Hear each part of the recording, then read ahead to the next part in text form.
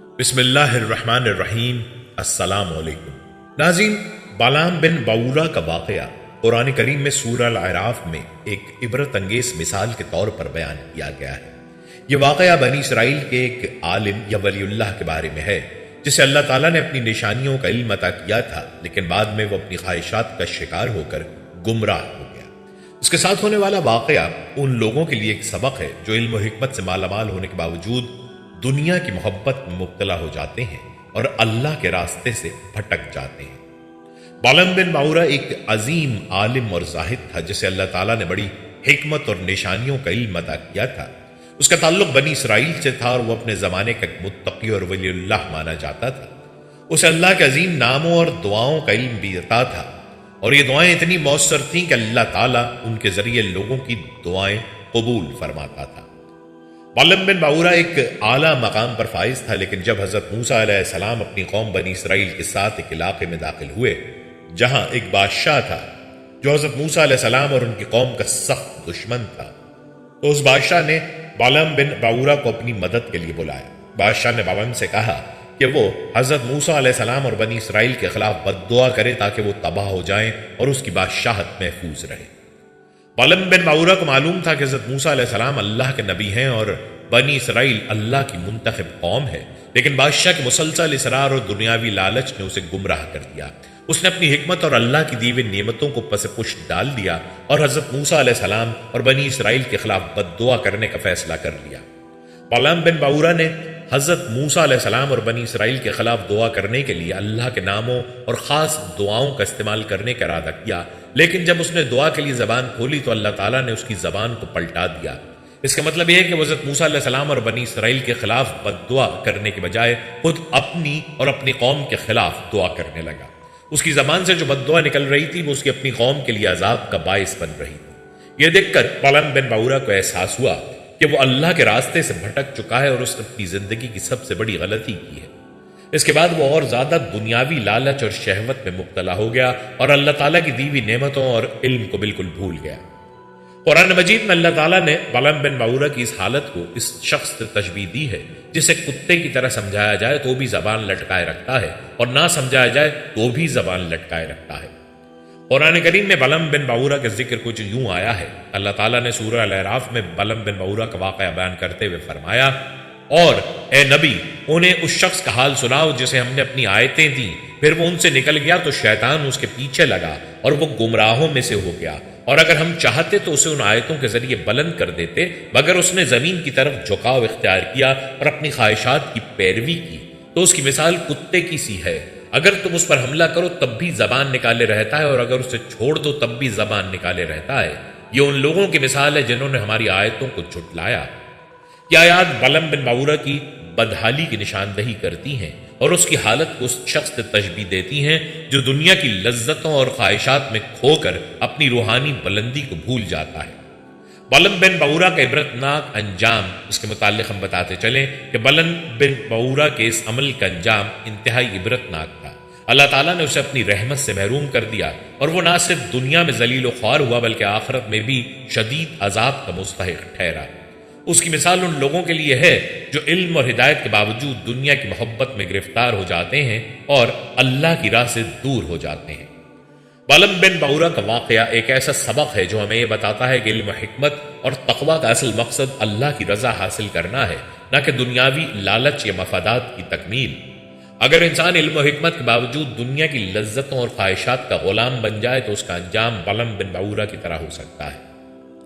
بالام بن بعورہ کا واقعہ ہمیں بہت سی اہم نصیحتیں فراہم کرتا ہے۔ علم اور عمل کا تعلق۔ علم کا اصل مقصد عمل ہے۔ بالام بن بعورہ علم رکھنے کے باوجود اپنے عمل میں ناکام رہا اور اپنی خواہشات کا غلام بن گیا، جس کے نتیجے میں وہ اپنی عظمت کھو بیٹھا۔ دنیاوی لالچ اور گمراہی۔ دنیا کی محبت اور لالچ انسان کو اس قدر گمراہ کر سکتی ہے کہ وہ اللہ کی نعمتوں اور ہدایات کو بھول کر شیطان کا پیروکار بن جاتا ہے۔ بالام بن بعورہ کا واقعہ قرآن کریم میں ایک عبرت انگیز قصہ ہے جو ہمیں بتاتا ہے کہ علم و حکمت اور اللہ کی نشانیوں کو سمجھنے کے باوجود اگر انسان اپنی خواہشات اور دنیاوی لذتوں کا غلام بن جائے تو اس کا انجام انتہائی خوفناک ہو سکتا ہے۔ یہ واقعہ ہمیں یاد دلاتا ہے کہ ہمیں اپنی زندگی میں ہمیشہ اللہ کی رضا کو مقدم رکھنا چاہیے اور دنیا کی محبت میں مبتلا ہونے سے بچنا چاہیے، ورنہ ہمارا حال بھی بلم بن بعورہ کی طرح ہو سکتا ہے۔ اب بات کرتے ہیں کہ بلم بن بعورہ کا تعلق کس قوم سے تھا۔ بلم بن بعورہ کی قوم کا حوال زیادہ تر بنی اسرائیل کے تناظر میں بیان کیا جاتا ہے جو حضرت موسیٰ علیہ السلام کے دور میں موجود تھی۔ بلم بن بعورہ کی قوم ان لوگوں پر مشتمل تھی جو حضرت موسیٰ علیہ السلام کی نبوت کے وقت حضرت موسیٰ علیہ السلام کے مخالفین میں شامل تھے۔ بلم بن بعورہ کا تعلق کنانی یا عمالقہ قوم سے بتایا جاتا ہے۔ یہ قوم حضرت موسیٰ علیہ السلام کے زمانے میں شام اور فلسطین کے علاقوں میں آباد تھی۔ یہ قوم مشرک اور بت پرست تھی اور ان کے حکمران حضرت موسیٰ علیہ السلام اور بنی اسرائیل کے خلاف تھے۔ حضرت موسیٰ علیہ السلام اور بنی اسرائیل فلسطین کے قریب پہنچے تو فلسطین کے حکمرانوں اور سرداروں کو خوف لاحق ہوا کہ بنی اسرائیل اس علاقے کو فتح کر لیں گے۔ انہوں نے حضرت موسیٰ علیہ السلام کی کامیابی کو روکنے کے لیے ایک عالم بلم بن بعورہ سے رابطہ کیا۔ بلم بن بعورہ کی قوم مشرکین پر مشتمل تھی جو اللہ کی وحدانیت کا انکار کرتے تھے اور بتوں کی پوجا کرتے تھے۔ یہ قوم حضرت موسیٰ علیہ السلام کے دشمنوں میں شمار ہوتی تھی اور حق کے راستے سے ہٹ چکی تھی۔ قرآن مجید میں لوگوں کی گمراہی اور نافرمانی کا ذکر ملتا ہے جنہوں نے اللہ کی عطا کردہ نعمتوں کو ترک کر دیا اور گمراہ ہو گئے۔ قرآن مجید میں اس قوم کے انجام کے بارے میں براہ راست ذکر نہیں کیا گیا، لیکن تاریخی روایات کے مطابق یہ قوم بعد میں حضرت موسیٰ علیہ السلام اور بنی اسرائیل کے ہاتھوں شکست کھا گئی اور ان کا علاقہ فتح کر لیا گیا۔ بلم بن بعورہ کی قوم کا حوال اور ان کا انجام ہمیں سبق دیتا ہے کہ اللہ تعالیٰ کی ہدایات اور انعامات کو ٹھکرا کر دنیاوی لالچ اور گمراہی کی راہ اختیار کرنا انسان اور قوم دونوں کے لیے تباہ کن ثابت ہوتا ہے۔ بلم بن بعورہ اور اس کی قوم نے دنیاوی مفادات کے لیے اللہ کے نبی کے خلاف جانے کا فیصلہ کیا اور انجام کار وہ برباد ہو گئے۔ چونکہ بلم بن بعورہ کا تعلق حضرت موسیٰ علیہ السلام کی قوم سے تھا اور ان کی قوم بنی اسرائیل تھی، اس لیے کچھ احوال بنی اسرائیل کے بیان کیے جاتے ہیں جو حضرت موسیٰ علیہ السلام کے دور میں تھے۔ حضرت موسیٰ علیہ السلام کا زمانہ اور بنی اسرائیل کی تاریخ کا ایک اہم باب ہے جو اللہ کی ہدایت، معجزات اور قوم کی آزمائشوں پر مبنی ہے۔ حضرت موسیٰ علیہ السلام کا تعلق بنی اسرائیل سے تھا اور ان کی بعثت کے وقت بنی اسرائیل مصر میں فرعون کے زیر تسلط غلامی کی زندگی گزار رہے تھے۔ بنی اسرائیل حضرت یعقوب علیہ السلام کی اولاد کو کہا جاتا ہے جنہیں اللہ تعالیٰ نے اپنا نبی مقرر کیا تھا۔ حضرت یعقوب علیہ السلام کا لقب اسرائیل تھا اور ان کے 12 بیٹے تھے جن سے بنی اسرائیل کی 12 قبائل وجود میں آئے۔ ان کے بیٹوں میں سے ایک حضرت یوسف علیہ السلام تھے جو اللہ کی مدد سے مصر میں ایک عظیم مقام پر پہنچے اور وہاں کے وزیر بنے۔ حضرت یوسف علیہ السلام کی ہجرت اور بعد ازاں ان کے خاندان کی مصر آمد کے بعد بنی اسرائیل وہاں آباد ہو گئے۔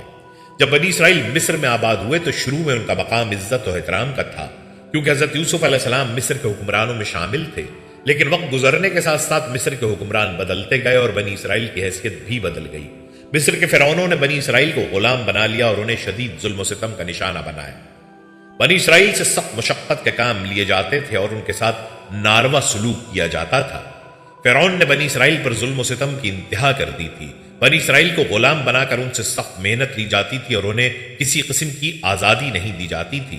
فرعون کو یہ خوف لاحق تھا کہ بنی اسرائیل کی تعداد میں اضافہ ہوتا جا رہا ہے اور وہ کسی دن اس کی حکومت کے لیے خطرہ بن سکتے ہیں۔ اس خوف کی وجہ سے فرعون نے ایک ظالمانہ حکم جاری کیا کہ بنی اسرائیل کے ہر پیدا ہونے والے لڑکے کو قتل کر دیا جائے اور لڑکیوں کو زندہ رہنے دیا جائے۔ اللہ تعالیٰ نے ظلم و ستم کے دور میں حضرت موسیٰ علیہ السلام کو بنی اسرائیل کی نجات کے لیے بھیجا۔ حضرت موسیٰ علیہ السلام کی پیدائش کے وقت فرعون کا یہی حکم نافذ تھا کہ بنی اسرائیل کے لڑکوں کو قتل کر دیا جائے۔ حضرت موسیٰ علیہ السلام کی والدہ نے اللہ کے حکم سے انہیں ایک صندوق میں ڈال کر دریا میں بہا دیا تاکہ وہ فرعون کے فوجیوں سے بچ سکیں۔ اللہ تعالیٰ کے قدرت سے حضرت موسیٰ علیہ السلام کا صندوق فرعون کے محل کے قریب پہنچا اور فرعون کی بیوی حضرت آسیہ نے اسے اٹھا لیا۔ فرعون نے حضرت موسیٰ علیہ السلام کو قتل کرنے کا ارادہ کیا، لیکن حضرت آسیہ نے ان کی سفارش کی اور انہیں اپنا بیٹا بنا لیا۔ حضرت موسیٰ علیہ السلام نے فرعون کے محل میں پرورش پائی اور اللہ کی خاص حکمت سے وہی شخص بعد میں فرعون کے ظلم کے خلاف کھڑا ہوا۔ حضرت موسیٰ علیہ السلام جب جوان ہوئے تو اللہ تعالیٰ نے انہیں نبوت عطا فرمائی۔ حضرت موسیٰ علیہ السلام کو اللہ تعالیٰ نے کوہ طور پر وحی عطا کی جہاں انہیں نبی بنایا گیا اور بنی اسرائیل کی نجات کا حکم دیا گیا۔ اللہ تعالیٰ نے حضرت موسیٰ علیہ السلام کو فرعون کے پاس بھیجا تاکہ وہ اسے اللہ کی وحدانیت کی دعوت دیں اور بنی اسرائیل کو آزاد کرنے کا مطالبہ کریں۔ حضرت موسیٰ علیہ السلام فرعون کے دربار میں گئے اور اسے اللہ کی طرف بلایا، لیکن فرعون نے تکبر اور غرور سے انکار کر دیا۔ اس نے حضرت موسیٰ علیہ السلام کی باتوں کو جھٹلایا اور اللہ کے معجزات کو چیلنج کیا۔ فرعون نے حضرت موسیٰ علیہ السلام کی نبوت کو ماننے سے انکار کیا اور بنی اسرائیل کو آزاد کرنے سے بھی انکار کر دیا۔ اللہ تعالیٰ نے حضرت موسیٰ علیہ السلام کو فرعون کے سامنے مختلف معجزات دکھانے کا حکم دیا تاکہ فرعون کو یقین آ جائے کہ حضرت موسیٰ علیہ السلام واقعی اللہ کے نبی ہیں۔ حضرت موسیٰ علیہ السلام کے معجزات میں ان کا عصا شامل تھا جو اللہ کے حکم سے سانپ بن جاتا تھا، اور ان کا ہاتھ جو ان کے گریبان سے نکلتے ہی روشن ہو جاتا تھا۔ فرعون اور اس کے درباریوں نے حضرت موسیٰ علیہ السلام کے معجزات کو جادو قرار دیا، اور فرعون نے مصر کے تمام جادوگروں کو بلایا تاکہ وہ حضرت موسیٰ علیہ السلام کے معجزات کا مقابلہ کر سکیں، لیکن حضرت موسیٰ علیہ السلام کا عصا جادوگروں کے تمام جادو کو باطل کر دیتا تھا۔ یہ دیکھ کر جادوگر ایمان لے آئے، لیکن فرعون نے انہیں قتل کرنے کا حکم دیا۔ جب فرعون نے حضرت موسیٰ علیہ السلام کی دعوت کو بار بار ٹھکرا دیا تو اللہ تعالیٰ نے مصر پر مختلف عذاب نازل کیے۔ ان عذابوں میں قحط، طوفان، ٹڈی دل، مینڈکوں کا حملہ اور خون جیسی آفتیں شامل تھیں۔ ہر عذاب کے بعد فرعون توبہ کرتا تھا، لیکن عذاب کے ختم ہونے کے بعد وہ دوبارہ سرکشی پر اتر آتا تھا۔ آخرکار اللہ تعالیٰ نے حضرت موسیٰ علیہ السلام کو حکم دیا کہ وہ بنی اسرائیل کو لے کر مصر سے نکل جائیں۔ حضرت موسیٰ علیہ السلام نے اللہ کے حکم سے بنی اسرائیل کو رات کے وقت مصر سے نکالا اور فرعون نے ان کا پیچھا کیا۔ اللہ تعالیٰ نے حضرت موسیٰ علیہ السلام کے لیے سمندر کو 2 حصوں میں تقسیم کر دیا اور بنی اسرائیل سمندر کے درمیان سے گزر گئے، لیکن جب فرعون اور اس کا لشکر ان کے پیچھے آیا تو سمندر دوبارہ اپنی جگہ پر آ گیا اور فرعون اپنے لشکر سمیت ڈوب گیا۔ بنی اسرائیل کو فرعون کے ظلم سے نجات ملنے کے بعد اللہ تعالیٰ نے انہیں مختلف آزمائشوں سے گزارا تاکہ ان کا ایمان مضبوط ہو سکے، لیکن بنی اسرائیل بار بار نافرمانی کرتے رہے اور اللہ کے احکامات کی خلاف ورزی کرتے رہے۔ بنی اسرائیل کے بچڑے کی پوجا کا واقعہ ایک انتہائی اہم اور سبق آموز واقعہ ہے جو قرآن مجید، احادیث مبارکہ اور دیگر اسلامی تاریخی کتب میں تفصیل سے بیان کیا گیا ہے۔ یہ واقعہ بنی اسرائیل کی تاریخ میں ان کی آزمائش اور نافرمانی کا ایک بڑا واقعہ ہے جو ان کے ایمان کی کمزوری اور ان کی بدکرداری کی عکاسی کرتا ہے۔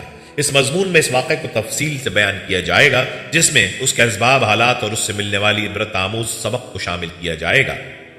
بنی اسرائیل کی جامع مختصر تاریخ یہ ہے کہ بنی اسرائیل حضرت یعقوب علیہ السلام کی اولاد تھے اور ان کی نسل سے بہت سے نبی اور رسول آئے۔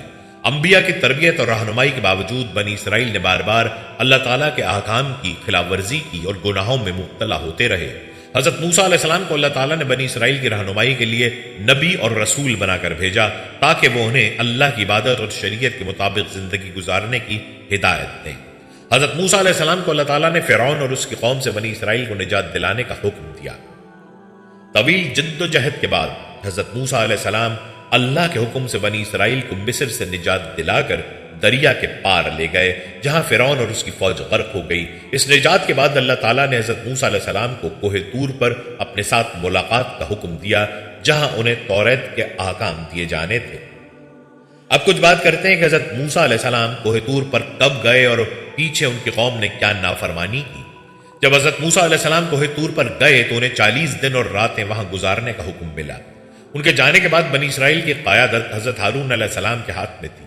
حضرت موسیٰ علیہ السلام نے جاتے وقت اپنی قوم کو تاکید کی تھی کہ وہ اللہ تعالیٰ کے احکام پر عمل کریں اور حضرت ہارون علیہ السلام کی پیروی کریں۔ تاہم حضرت موسیٰ علیہ السلام کے کوہ طور پر جانے کے بعد بنی اسرائیل میں ایک نافرمان اور بد کردار شخص سامری نے ان کے ایمان کو گمراہ کرنے کا منصوبہ بنایا۔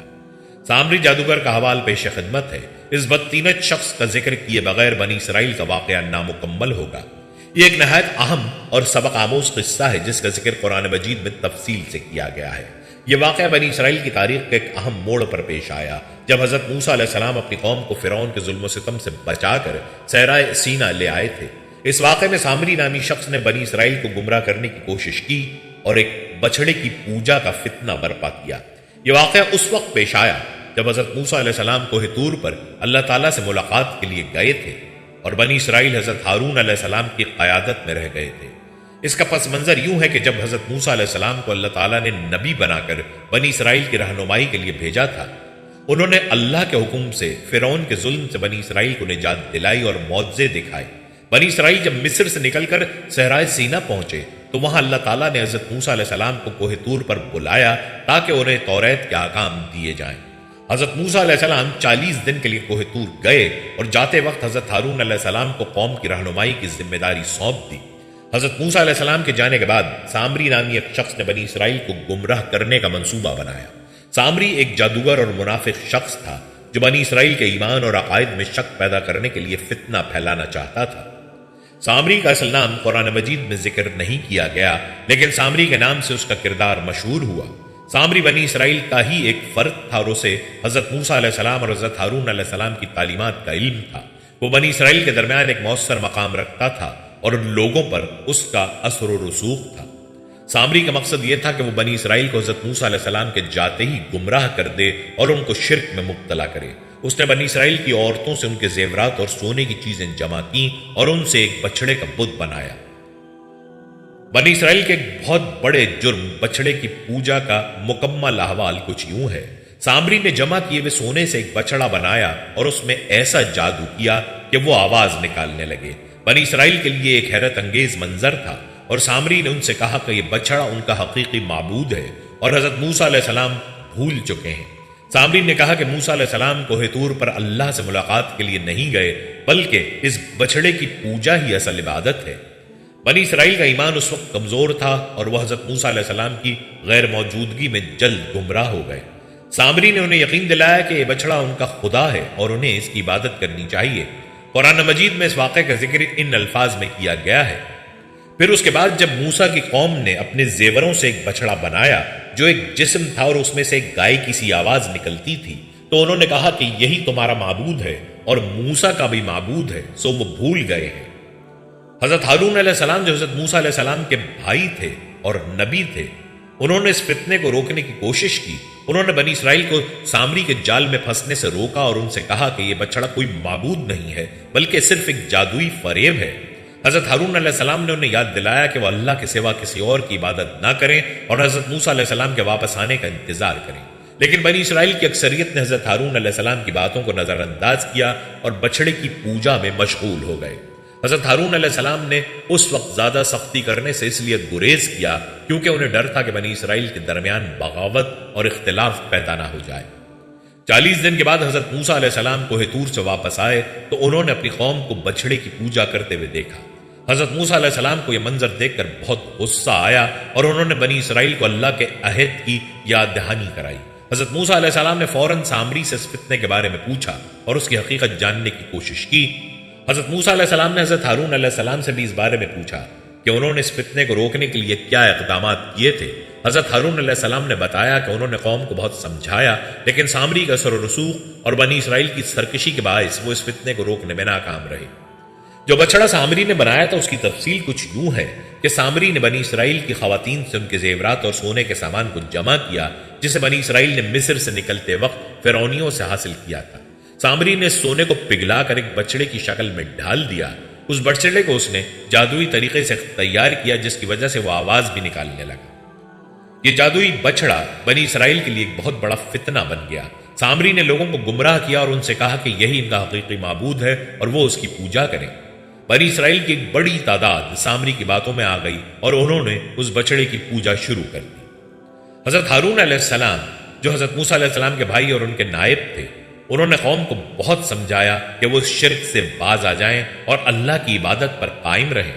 انہوں نے انہیں بار بار یاد دلایا کہ حضرت موسیٰ علیہ السلام کوہ طور پر گئے ہیں اور وہ جلدی واپس آ کر ان کی رہنمائی کریں گے، لیکن بنی اسرائیل کی بڑی تعداد نے حضرت ہارون علیہ السلام کی بات ماننے سے انکار کر دیا اور سامری کے پیچھے چل پڑی۔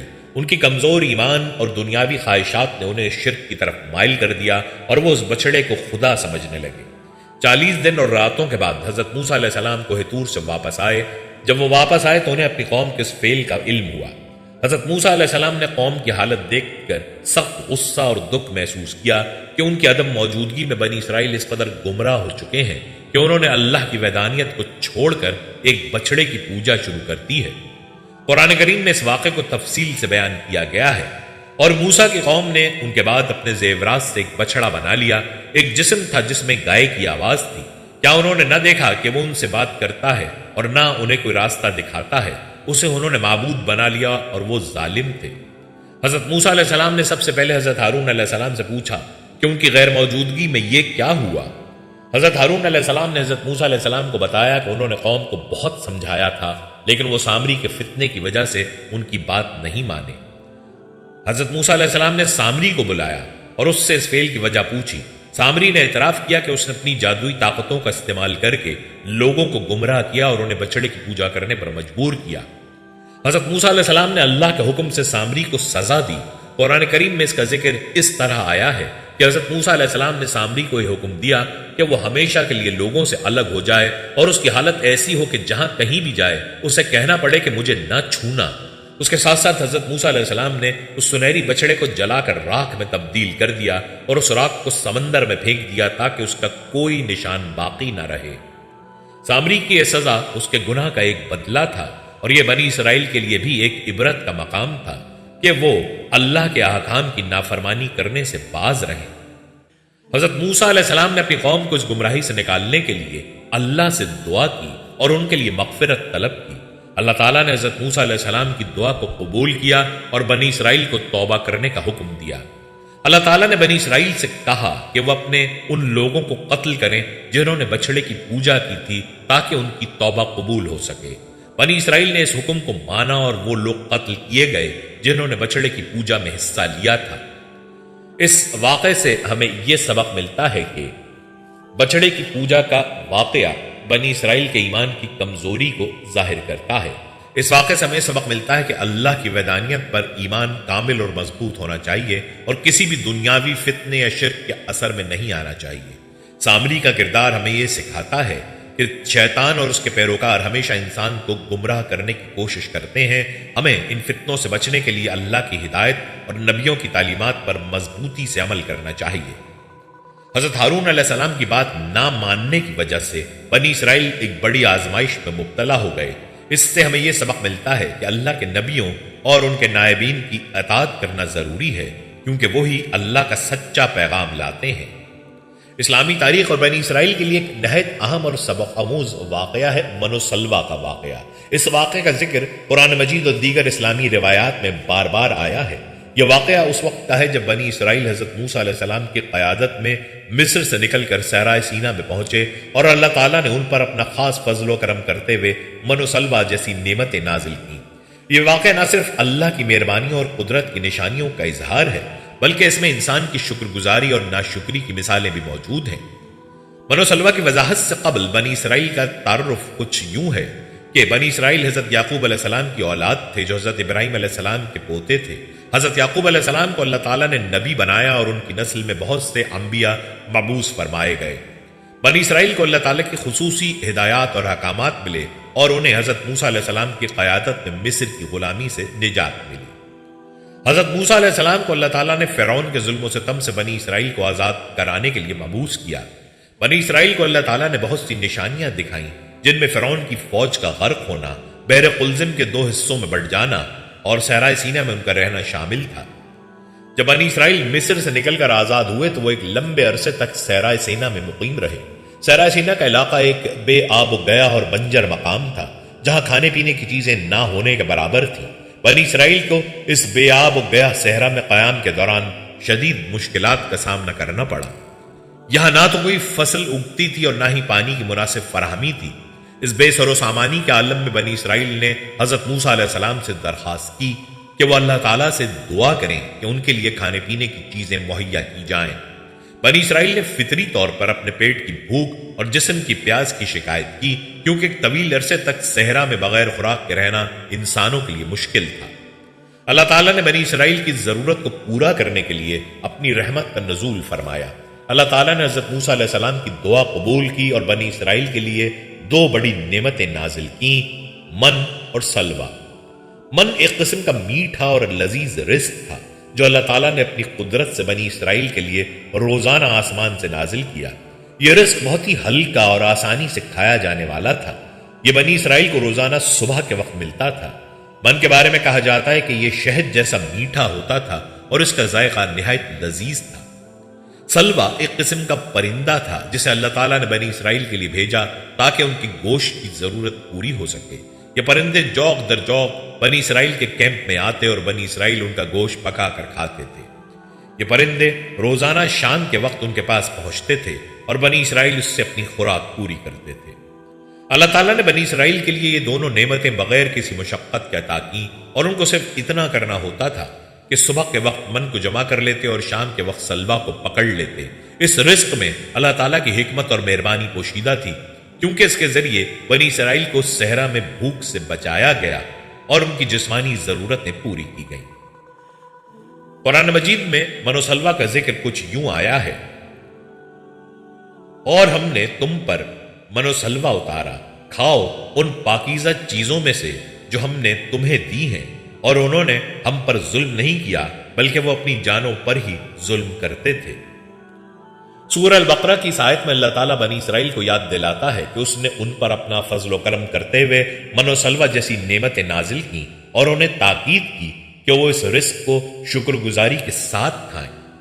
اللہ نے بنی اسرائیل کو کسی قسم کی مشقت یا محنت کے بغیر یہ پاکیزہ رزق دیا تاکہ وہ ان مشکل حالات میں اللہ کی نعمتوں کا شکر ادا کریں۔ اللہ تعالیٰ نے بنی اسرائیل کو من و سلوہ جیسی نعمتیں عطا کیں، لیکن کچھ عرصے بعد وہ ان نعمتوں سے اکتا گئے اور انہوں نے حضرت موسیٰ علیہ السلام سے مختلف قسم کی خوراک کی خواہش ظاہر کی۔ انہوں نے حضرت موسیٰ علیہ السلام سے کہا کہ وہ اللہ تعالیٰ سے دعا کریں کہ انہیں من و سلوہ کے بجائے زمین کی سبزیاں، دالیں اور دوسری خوراکیں مہیا کی جائیں، جیسے پیاز، ککڑی، لہسن اور دیگر سبزیاں۔ قرآن مجید میں بنی اسرائیل کی اس ناشکری کا ذکر ان الفاظ میں کیا گیا ہے: اور جب تم نے کہا اے موسیٰ ہم سے ایک ہی کھانے پر ہرگز صبر نہیں ہو سکتا، بس آپ اپنے رب سے ہمارے لیے دعا کیجئے کہ وہ ہمیں وہ چیزیں نکال کر دے جو زمین اگاتی ہے، جیسے ساگ، ککڑی، گیہوں، مسور اور پیاز۔ بنی اسرائیل کی اس درخواست پر حضرت موسیٰ علیہ السلام نے انہیں تنبیہ کی کہ وہ اللہ کی دی ہوئی نعمتوں پر قناعت کریں اور اس کی ناشکری نہ کریں۔ حضرت موسیٰ علیہ السلام نے انہیں یاد دلایا کہ اللہ تعالیٰ نے انہیں بہت سی مشکلات سے بچایا ہے اور انہیں غلامی سے آزاد کیا ہے، لہٰذا انہیں شکر گزاری کے ساتھ اللہ کی نعمتوں کو قبول کرنا چاہیے۔ بنی اسرائیل کا من و سلوہ جیسی نعمتوں کے باوجود مزید مطالبات کرنا ان کے دلوں کی ناشکری کو ظاہر کرتا ہے۔ اللہ تعالیٰ نے ان کی اس ناشکری کی وجہ سے انہیں سزا دی۔ قرآن مجید میں بنی اسرائیل کی ناشکری اور اس کے نتیجے میں ملنے والی سزا کا ذکر بھی ملتا ہے۔ اللہ تعالیٰ نے بنی اسرائیل کو ان کی ناشکری کی وجہ سے صحرائے سینا میں 40 سال تک بھٹکنے کی سزا دی۔ وہ 40 سال تک ایک ہی مقام پر قیام پذیر رہے اور ان کی سرکشی اور ناشکری کے باعث وہ اللہ کی مقرر کردہ سرزمین تک نہیں پہنچ سکے۔ محترم ناظرین، من و سلوہ کے واقعے سے ہمیں یہ سبق حاصل ہوتا ہے کہ اللہ کی نعمتوں کی قدر کرنی چاہیے۔ من و سلوہ کے واقعے ہمیں سبق دیتا ہے کہ اللہ کی دی ہوئی نعمتوں پر قناعت کرنی چاہیے اور ناشکری سے بچنا چاہیے۔ بنی اسرائیل کی ناشکری نے ان کے لیے مشکلات پیدا کی اور اللہ کی ناراضگی کا سبب بنی۔ بنی اسرائیل کی مثال سے ہمیں یہ بھی سیکھنے کو ملتا ہے کہ صبر اور قناعت کی اہمیت کتنی زیادہ ہے۔ انسان کو مشکل حالات میں بھی اللہ پر بھروسہ کرنا چاہیے اور اس کے عطا کیے ہوئے رزق پر قناعت کرنی چاہیے۔ اللہ تعالیٰ کی نعمتوں کا شکر ادا کرنا مومن کی بنیادی صفت ہے۔ اللہ تعالیٰ فرماتا ہے کہ اگر تم شکر ادا کرو گے تو میں اپنی نعمتوں میں اضافہ کروں گا، لیکن اگر تم ناشکری کرو گے تو میری سزا بہت سخت ہے۔ اللہ تعالیٰ اپنے بندوں کو مختلف آزمائشوں میں ڈالتا ہے تاکہ ان کے ایمان کی پختگی کو پرکھ سکے۔ بنی اسرائیل کو بھی صحرائے سینا میں آزمائشوں کا سامنا کرنا پڑا اور ان کا رویہ ان کی ناشکری کو ظاہر کرتا ہے۔ اب ہم ذکر کرتے ہیں بنی اسرائیل کے 12 قبائل اور 12 چشموں کا۔ بنی اسرائیل کے 12 قبائل تھے اور حضرت موسیٰ علیہ السلام نے ان کے لیے اللہ کے حکم سے ایک پتھر پر اپنا عصا مارا جس سے 12 چشمے جاری ہو گئے تاکہ ہر قبیلہ اپنا الگ پانی لے سکے۔ اللہ کا عہد اور کوہ طور کی طرف واپسی۔ یہ واقعہ ایک انتہائی اہم اور معنی خیز موضوع ہے جس کا ذکر قرآن مجید اور دیگر اسلامی روایات میں کیا گیا ہے۔ یہ واقعہ بنی اسرائیل کی تاریخ، ان کے ایمان کی آزمائش اور حضرت موسیٰ علیہ السلام کی قیادت میں ان کی رہنمائی کے اہم لمحات میں سے ایک ہے۔ یہ اس واقعے کی تفصیل، پس منظر اور اس سے حاصل ہونے والے اہم اسباق پر مشتمل ہے۔ ناظرین و سامعین، واقعے کا پس منظر یہ ہے کہ بنی اسرائیل کی نسل میں بہت سے انبیاء مبعوث فرمائے۔ انبیاء کی رہنمائی کے باوجود بنی اسرائیل کے اندر وقتاً فوقتاً گمراہی اور نافرمانی کا رجحان دیکھا گیا۔ جب بنی اسرائیل مصر میں فرعون کی غلامی اور ظلم و ستم میں مبتلا تھے تو اللہ تعالیٰ نے حضرت موسیٰ علیہ السلام کو نبی بنا کر بھیجا تاکہ وہ ان کو غلامی سے نجات دلا سکیں اور اللہ کے احکام کے مطابق زندگی گزارنے کی تعلیم دیں۔ حضرت موسیٰ علیہ السلام اللہ کے حکم سے فرعون کے دربار میں گئے اور اسے اللہ کے پیغام کی دعوت دی کہ وہ بنی اسرائیل کو آزاد کر دے اور اللہ کی عبادت کرے، لیکن فرعون نے انکار کیا اور حضرت موسیٰ علیہ السلام اور ان کے پیروکاروں پر ظلم بڑھا دیا۔ اللہ تعالیٰ نے حضرت موسیٰ علیہ السلام کو معجزات عطا فرمائے تاکہ فرعون کو خبردار کیا جا سکے، مگر وہ پھر بھی ایمان نہ لایا۔ بالآخر اللہ تعالیٰ نے حضرت موسیٰ علیہ السلام کو حکم دیا کہ وہ بنی اسرائیل کو مصر سے نکال کر لے جائیں۔ حضرت موسیٰ علیہ السلام اپنی قوم کے ساتھ رات کے وقت نکلے اور اللہ کے حکم سے بحر قلزم یعنی بحر احمر کے پار پہنچے۔ اللہ تعالیٰ نے حضرت موسیٰ علیہ السلام کو عصا مارنے کا حکم دیا، جس سے سمندر 2 حصوں میں بٹ گیا اور بنی اسرائیل سمندر کے بیچ سے خشک راستے پر گزر گئے، جبکہ فرعون اور اس کی فوجیں غرق ہو گئیں۔ محترم ناظرین، اب ہم ذکر کریں گے کوہ طور کے واقعے کا۔ جب بنی اسرائیل مصر سے نکل کر آزاد ہو گئے تو اللہ تعالیٰ نے حضرت موسیٰ علیہ السلام کو حکم دیا کہ وہ اپنی قوم کو اللہ کی طرف سے عطا کی گئی شریعت یعنی توریت سکھائیں۔ اس سلسلے میں حضرت موسیٰ علیہ السلام کو اللہ تعالیٰ نے کوہ طور پر بلایا تاکہ وہاں انہیں توریت کے احکام دیے جائیں۔ کوہ طور وہ پہاڑ ہے جہاں اللہ تعالیٰ حضرت موسیٰ علیہ السلام سے ہم کلام ہوئے۔ حضرت موسیٰ علیہ السلام کو کوہ طور پر بلانے سے پہلے اللہ تعالیٰ نے بنی اسرائیل کو تاکید کی کہ وہ اس عہد کو یاد رکھیں جو ان کے اور اللہ کے درمیان ہوا تھا۔ اللہ تعالیٰ نے بنی اسرائیل سے وعدہ لیا کہ وہ اللہ کی عبادت کریں گے اور اس کے احکام پر عمل کریں گے۔ اللہ تعالیٰ نے بنی اسرائیل سے عہد لیا تھا کہ وہ صرف اللہ کی عبادت کریں گے اور اس کے سوا کسی اور کو معبود نہ مانیں گے۔ یہ عہد ایک مضبوط ایمان کی بنیاد تھا جس کا مقصد بنی اسرائیل کو شرک اور گمراہی سے بچانا تھا۔ اللہ تعالیٰ نے بنی اسرائیل کو واضح طور پر کہا تھا کہ وہ اس عہد پر قائم رہیں اور ان احکامات کی پیروی کریں جو حضرت موسیٰ علیہ السلام کے ذریعے ان تک پہنچائے جائیں گے۔ قرآن مجید میں اس عہد کا ذکر یوں آیا ہے، اور جب ہم نے تم سے عہد لیا اور تمہارے اوپر کوہ طور کو بلند کیا اور کہا کہ جو کچھ ہم نے تمہیں دیا ہے اسے مضبوطی سے پکڑو اور سنو، انہوں نے کہا ہم نے سن لیا اور مانا نہیں، اور ان کے دلوں میں بچھڑے کی محبت رچی ہوئی تھی ان کے کفر کی وجہ سے۔ سورہ بقرہ کی اس آیت میں اس واقعے کا ذکر ہے جب اللہ تعالیٰ نے بنی اسرائیل سے عہد لیا اور انہیں تاکید کی کہ وہ توریت کے احکام پر سختی سے عمل کریں۔ کوہ طور کو ان کے اوپر بلند کرنے کا مقصد انہیں عہد کی سنجیدگی کا احساس دلانا تھا تاکہ وہ اس کو نظر انداز نہ کریں۔ اللہ تعالیٰ نے حضرت موسیٰ علیہ السلام کو کوہ طور پر بلایا تاکہ وہاں انہیں توریت کے احکام دیے جائیں۔ حضرت موسیٰ علیہ السلام نے 40 دن اور راتیں کوہ طور پر اللہ تعالیٰ کے ساتھ گزارے جہاں انہیں توریت دی گئی۔ توریت وہ کتاب تھی جو بنی اسرائیل کے لیے شریعت اور رہنمائی کا ذریعہ تھی اور اس میں اللہ کے احکام اور ہدایات شامل تھی۔ حضرت موسیٰ علیہ السلام کے کوہ طور پر جانے کے بعد بنی اسرائیل حضرت ہارون علیہ السلام کی قیادت میں رہ گئے۔ حضرت موسیٰ علیہ السلام نے جاتے وقت حضرت ہارون علیہ السلام کو اپنی قوم کی رہنمائی کی ذمہ داری سونپی تھی اور انہیں تاکید کی تھی کہ وہ قوم کو شرک اور گمراہی سے بچائیں۔ حضرت موسیٰ علیہ السلام کے کوہ طور پر جانے کے بعد بنی اسرائیل نے صبر اور ایمان کی آزمائش میں ناکامی کا سامنا کیا۔ سامری نامی ایک فتنہ پرداز شخص نے بنی اسرائیل کو گمراہ کرنے کا منصوبہ بنایا اور ان سے کہا کہ حضرت موسیٰ علیہ السلام بھول گئے ہیں اور ان کا حقیقی معبود ایک بچڑا ہے۔ سامری نے بنی اسرائیل کی عورتوں سے ان کے زیورات جمع کیے اور سونے کا ایک بچڑا بنایا جسے وہ جادو کے ذریعے آواز نکالنے کے قابل بھی بنانے میں کامیاب ہو گیا۔ بنی اسرائیل نے اس بچڑے کو اپنا خدا سمجھا اور اس کی پوجا شروع کر دی۔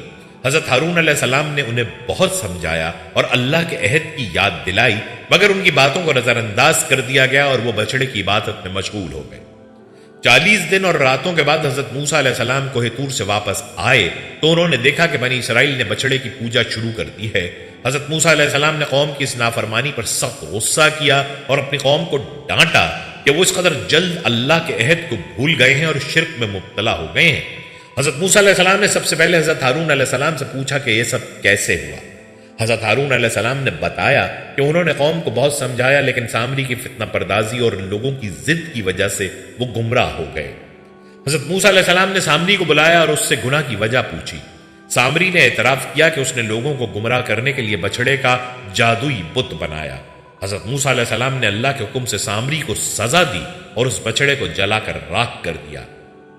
محترم ناظرین، اب ہم بات کرتے ہیں کوہ طور کے مقام کی۔ کوہ طور حضرت موسیٰ علیہ السلام کے لیے ایک مقدس مقام تھا جہاں اللہ تعالیٰ نے ان سے براہ راست ہم کلامی فرمائی اور انہیں توریت عطا کی۔ یہ پہاڑ اللہ کی قدرت اور حکمت کا ایک عظیم نشان تھا۔ کوہ طور بنی اسرائیل کی آزمائش اور ان کے ایمان کی کمزوری کا گواہ بنا جب وہ حضرت موسیٰ علیہ السلام کی غیر موجودگی میں بچڑے کی پوجا کرنے لگے۔ حضرت موسیٰ علیہ السلام کا قصہ دنیا کے عظیم ترین اور مشہور واقعات میں سے ایک ہے جس کا ذکر قرآن مجید، توریت اور دیگر آسمانی کتابوں میں ملتا ہے۔ ان کی زندگی ایمان، جد و جہد، معجزات اور اللہ کے احکامات کی پیروی کا بہترین نمونہ ہے۔ اس مضمون میں ہم حضرت موسیٰ علیہ السلام کی پیدائش سے وفات تک کے تمام اہم واقعات کو تفصیل کے ساتھ بیان کریں گے۔ ان تمام واقعات میں سب سے اہم کردار حضرت موسیٰ علیہ السلام کا ہے۔ اب ہم ان کی پیدائش سے وفات تک کا احوال مختصراً بیان کرتے ہیں۔ حضرت موسیٰ علیہ السلام کی پیدائش کا واقعہ مصر میں فرعون کی حکومت کے دوران پیش آیا۔ فرعون مصر کا بادشاہ تھا اور اس نے بنی اسرائیل کو غلام بنا رکھا تھا۔ بنی اسرائیل حضرت یعقوب علیہ السلام کی اولاد تھے، جنہیں بنی اسرائیل کہا جاتا ہے۔ حضرت یوسف علیہ السلام کے دور میں یہ قوم مصر میں آباد ہوئی تھی، لیکن وقت کے ساتھ ساتھ ان کی حالت خراب ہوتی گئی اور فرعون نے انہیں غلامی میں جکڑ لیا۔ فرعون کو یہ خدشہ تھا کہ بنی اسرائیل کی تعداد بہت زیادہ بڑھ گئی ہے اور ایک دن یہ لوگ اس کے خلاف بغاوت کر سکتے ہیں۔ اس خوف کی وجہ سے اس نے حکم دیا کہ بنی اسرائیل میں پیدا ہونے والے ہر لڑکے کو قتل کر دیا جائے اور صرف لڑکیوں کو زندہ رہنے دیا جائے۔ حضرت موسیٰ علیہ السلام اسی دور میں پیدا ہوئے جب فرعون نے ظالمانہ حکم جاری کیا ہوا تھا۔ حضرت موسیٰ علیہ السلام کی والدہ کو اللہ نے الہام کیا کہ وہ اپنے بیٹے کو بچانے کے لیے خاص تدبیر کریں۔ انہوں نے اللہ کے حکم سے حضرت موسیٰ علیہ السلام کو ایک صندوق میں ڈال کر دریا میں بہا دیا۔ اللہ تعالیٰ کی قدرت سے وہ صندوق فرعون کے محل کے قریب پہنچا، جہاں فرعون کی بیوی حضرت آسیہ نے اسے دیکھ کر اٹھا لیا۔ حضرت آسیہ نے حضرت موسیٰ علیہ السلام کو اپنا بیٹا بنا لیا اور فرعون سے ان کی جان بچانے کی درخواست کی۔ فرعون نے انہیں زندہ رہنے دیا اور اس طرح حضرت موسیٰ علیہ السلام فرعون کے محل میں پرورش پانے لگے۔ حضرت موسیٰ علیہ السلام کی بہن نے یہ دیکھا کہ صندوق کہاں گیا اور وہ محل تک پہنچ گئیں۔ وہاں انہوں نے حضرت موسیٰ علیہ السلام کی پرورش کے لیے اپنی والدہ کو دایا کے طور پر متعارف کروایا اور یوں حضرت موسیٰ علیہ السلام کی والدہ کو بھی ان کی پرورش کا موقع ملا۔ اب ناظرین، کچھ ذکر حضرت موسیٰ علیہ السلام کی جوانی کے دور کے واقعات کا۔ حضرت موسیٰ علیہ السلام جوانی میں نہایت بہادر اور حق پسند تھے۔ ایک دن وہ شہر کے بازار میں جا رہے تھے کہ انہوں نے دیکھا کہ ایک مصری شخص ایک بنی اسرائیلی کو مار رہا تھا۔ حضرت موسیٰ علیہ السلام نے اس بنی اسرائیلی کی حمایت میں مصری کو ایک گھونسا مارا جس سے وہ مر گیا۔ یہ حادثہ غیر ارادی تھا، لیکن حضرت موسیٰ علیہ السلام کو احساس ہو گیا کہ وہ مصیبت میں پڑ سکتے ہیں۔ اگلے دن ایک اور واقعہ پیش آیا جس میں ایک اور شخص نے حضرت موسیٰ علیہ السلام کی مدد طلب کی، لیکن حضرت موسیٰ علیہ السلام نے دیکھا کہ ان کے خلاف سازش کی جا رہی ہے۔ جب فرعون کو حضرت موسیٰ علیہ السلام کے واقعے کا علم ہوا تو وہ انہیں قتل کرنا چاہتا تھا۔ حضرت موسیٰ علیہ السلام کو اس بات کا علم ہوا اور وہ مصر سے نکل کر مدین کی طرف ہجرت کر گئے۔ مدین ایک اور علاقہ تھا جہاں حضرت شعیب علیہ السلام کا خاندان آباد تھا۔ جب حضرت موسیٰ علیہ السلام مدین پہنچے تو انہوں نے ایک کنویں پر دو لڑکیوں کو دیکھا جو اپنے جانوروں کو پانی پلا رہی تھیں۔ حضرت موسیٰ علیہ السلام نے ان کی مدد کی۔ حضرت شعیب علیہ السلام نے حضرت موسیٰ علیہ السلام کی شرافت اور بہادری کو دیکھ کر اپنی ایک بیٹی کی شادی ان سے کر دی۔ حضرت موسیٰ علیہ السلام نے مدین میں کئی سال گزارے اور وہاں حضرت شعیب علیہ السلام کے ساتھ رہ کر بکریاں چراتے رہے۔ کئی سال بعد حضرت موسیٰ علیہ السلام اپنی بیوی کے ساتھ مدین سے واپس مصر جانے کے لیے نکلے۔ راستے میں ایک رات کوہ طور کے قریب پہنچے تو حضرت موسیٰ علیہ السلام نے ایک جلتی ہوئی جھاڑی دیکھی۔ اس جھاڑی کے قریب گئے اور وہاں اللہ تعالیٰ نے انہیں اپنی نبوت عطا فرمائی۔ اللہ تعالیٰ نے حضرت موسیٰ علیہ السلام کو حکم دیا کہ وہ فرعون کے پاس جائیں اور اسے اللہ کی وحدانیت کی دعوت دیں۔ ساتھ ہی حضرت موسیٰ علیہ السلام کو معجزات عطا کیے گئے جن میں ان کا عصا سانپ بن جانا اور ان کا ہاتھ چمکدار ہو جانا شامل تھے۔ اللہ کے حکم پر حضرت موسیٰ علیہ السلام اپنے بھائی حضرت ہارون علیہ السلام کے ساتھ فرعون کے دربار میں گئے اور اسے اللہ کی طرف بلا لیا۔ حضرت موسیٰ علیہ السلام نے فرعون کو کہا کہ وہ اللہ کی وحدانیت کو مان لے اور بنی اسرائیل کو آزاد کر دے، لیکن فرعون نے تکبر سے انکار کر دیا اور حضرت موسیٰ علیہ السلام کے معجزات کو جادو قرار دیا۔ فرعون نے حضرت موسیٰ علیہ السلام کا مقابلہ کرنے کے لیے مصر کے جادوگروں کو بلایا۔ جادوگروں نے اپنے جادو کے ذریعے سانپ بنائے، لیکن حضرت موسیٰ علیہ السلام کا عصا ان تمام سانپوں کو نکل گیا۔ یہ دیکھ کر جادوگر ایمان لے آئے، لیکن فرعون نے انہیں قتل کرنے کا حکم دیا۔ جب فرعون نے حضرت موسیٰ علیہ السلام کی دعوت کو ٹھکرا دیا تو اللہ تعالیٰ نے مصر پر مختلف عذاب نازل کیے۔ ان عذابوں میں پانی کا خون بن جانا، مینڈکوں کا حملہ، ٹڈی دل اور دیگر آفات شامل تھیں۔ ہر عذاب کے بعد فرعون توبہ کرتا تھا، لیکن جیسے ہی عذاب ختم ہو جاتا وہ دوبارہ سرکشی پر اتر آتا۔ آخرکار اللہ تعالیٰ نے حضرت موسیٰ علیہ السلام کو حکم دیا کہ وہ بنی اسرائیل کو لے کر رات کے وقت مصر سے نکل جائیں۔ حضرت موسیٰ علیہ السلام نے بنی اسرائیل کو لے کر مصر سے ہجرت کی اور اللہ نے ان کے لیے سمندر کو دو حصوں میں تقسیم کر دیا۔ بنی اسرائیل سمندر کے درمیان سے گزر گئے، لیکن فرعون اور اس کا لشکر جب ان کے پیچھے آیا تو سمندر دوبارہ بند ہو گیا اور فرعون اپنے لشکر سمیت غرق ہو گیا۔ فرعون سے نجات کے بعد حضرت موسیٰ علیہ السلام نے بنی اسرائیل کو اللہ کے حکم سے ہدایت دی، لیکن بنی اسرائیل بار بار نافرمانی کرتے رہے۔ ان کی آزمائشوں میں بچڑے کی پوجا، من و سلوہ کا مطالبہ اور جہاد سے انکار شامل تھے۔ حضرت موسیٰ علیہ السلام کوہ طور پر اللہ سے ملاقات کے لیے گئے اور ان کی غیر موجودگی میں بنی اسرائیل نے سنہری بچڑا بنا کر اس کی پوجا شروع کر دی۔ حضرت موسیٰ علیہ السلام کی قیادت میں بنی اسرائیل کا سفر خروج اور ان کی زندگی کا ایک اہم پہلو یہ ہے کہ انہوں نے 12 قبائل کی تشکیل کی تھی جو کہ حضرت یعقوب علیہ السلام کی 12 بیٹوں کی نسل سے نکلے تھے۔ جب بنی اسرائیل کو مصر سے نکالا گیا تو انہیں مختلف چیلنجز کا سامنا کرنا پڑا، جن میں سے ایک صحرائے سینا میں پانی کی کمی تھی۔ اللہ تعالیٰ نے اس ضرورت کو پورا کرنے کے لیے ان کے لیے 12 چشمے نازل کیے تاکہ ہر قبیلے کو پانی فراہم کیا جائے۔ اوبن یہ قبیلہ حضرت یعقوب علیہ السلام کے بڑے بیٹے کا تھا۔ سمیون یہ قبیلہ حضرت یعقوب کے دوسرے بیٹے کا تھا۔ لیوائے یہ قبیلہ حضرت یعقوب کے تیسرے بیٹے کا تھا اور یہ لوگ حضرت موسیٰ اور حضرت ہارون کی نسل سے تھے۔ یوڈا یہ قبیلہ حضرت یعقوب کے چوتھے بیٹے کا تھا۔ دان یہ قبیلہ حضرت یعقوب کے 5ویں بیٹے کا تھا۔ نفتالی یہ قبیلہ حضرت یعقوب کے 6 بیٹے کا تھا۔ گاڈ یہ قبیلہ حضرت یعقوب کے 7ویں بیٹے کا تھا۔ اشر یہ قبیلہ حضرت یعقوب کے 8ویں بیٹے کا تھا۔ اسچار یہ قبیلہ حضرت یعقوب کے 9ویں بیٹے کا تھا۔ زیبولون یہ قبیلہ حضرت یعقوب کے 10ویں بیٹے کا تھا۔ جوزف یہ قبیلہ حضرت یعقوب کے 11ویں بیٹے کا تھا اور اس کے 2 بیٹے افرینی اور منسی الگ الگ قبائل کی حیثیت رکھتے تھے۔ بینجمن یہ قبیلہ حضرت یعقوب کے 12ویں بیٹے کا تھا۔ جب حضرت موسیٰ علیہ السلام نے بنی اسرائیل کو صحرائے سینا میں قیام کرایا تو ان کی ایک اہم ضرورت پانی کی تھی۔ اللہ تعالیٰ نے اس ضرورت کو پورا کرنے کے لیے حضرت موسیٰ علیہ السلام سے فرمایا کہ وہ اپنے عصا کو پتھر پر ماریں۔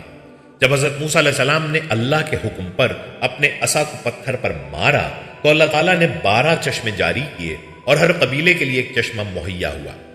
قرآن مجید میں اس واقعے کا ذکر اس طرح کیا گیا ہے، اور جب موسیٰ نے اپنے رب سے دعا کی تو اللہ نے فرمایا اپنے عصا کو پتھر پر مارو، پھر 12 چشمے بہہ نکلے اور ہر قبیلے کے لیے ایک جگہ معلوم ہو گئی۔ یہ چشمے بنی اسرائیل کے لیے ایک بڑی نعمت تھے کیونکہ ان کی مدد سے وہ اپنی پیاس بجھانے کے ساتھ ساتھ پانی کی دیگر ضروریات بھی پوری کر سکتے تھے۔ 12 قبائل اور 12 چشمے کی تشکیل کا واقعہ یہ بتاتا ہے کہ اللہ تعالیٰ نے بنی اسرائیل کی ضروریات کا خاص خیال رکھا اور ان کی مشکلات کو دور کرنے کے لیے معجزات دکھائے۔ یہ واقعہ اس بات کا ثبوت ہے کہ اللہ کی رحمت بر وقت اپنے بندوں پر نازل ہوتی ہے، خاص طور پر جب وہ مشکلات میں ہوں۔ اس کے علاوہ یہ واقعہ ہمیں یہ بھی سکھاتا ہے کہ اللہ کی رہنمائی ہمیشہ ہمارے ساتھ ہوتی ہے اور وہ ہمارے ہر مسئلے کا حل دیتا ہے، چاہے وہ کتنا ہی مشکل کیوں نہ ہو۔ حضرت موسیٰ علیہ السلام کی وفات کے بارے میں اب ہم آپ کو بتاتے ہیں۔ حضرت موسیٰ علیہ السلام نے بنی اسرائیل کو فلسطین میں داخل ہونے کا حکم دیا تاکہ وہ اللہ کے حکم سے اس زمین کو فتح کر سکیں، لیکن بنی اسرائیل نے انکار کیا اور اللہ سے ڈرتے ہوئے وہاں جانے سے منع کر دیا۔ اللہ تعالیٰ نے ان کی نافرمانی کی وجہ سے انہیں 40 سال تک صحرا میں بھٹکنے کی سزا دی، جسے طیّہ کہا جاتا ہے۔ حضرت موسیٰ علیہ السلام نے اپنی زندگی کا آخری حصہ صحرا میں گزارا اور پھر اللہ کے حکم سے وفات پائی۔ حضرت موسیٰ علیہ السلام کو فلسطین کی سرحد کے قریب دفن کیا گیا، لیکن ان کی قبر کی جگہ کو راز رکھا گیا ہے اور یہ بات آج تک راز ہی ہے۔ حضرت موسیٰ علیہ السلام کی زندگی کے یہ واقعات ان کی قربانیوں، معجزات اور بنی اسرائیل کی نافرمانیوں پر مشتمل ہیں۔ ان کی زندگی ایمان کی پختگی اور اللہ کے حکم کی پیروی کا بہترین نمونہ ہے۔ ناظرین، امید ہے کہ اسلامی تاریخ سے منسلک یہ انتہائی اہم اور معلوماتی ویڈیو آپ کو پسند آئی ہو۔ اگر آپ کو ویڈیو پسند آئی ہے تو کمنٹس میں اپنی رائے کا اظہار ضرور فرمائیے گا اور کمنٹس میں اپنے سوالات بھی ہم سے پوچھیے گا۔ اللہ تعالیٰ آپ سب کو اپنے خیر و برکت سے عطا فرمائے، آمین۔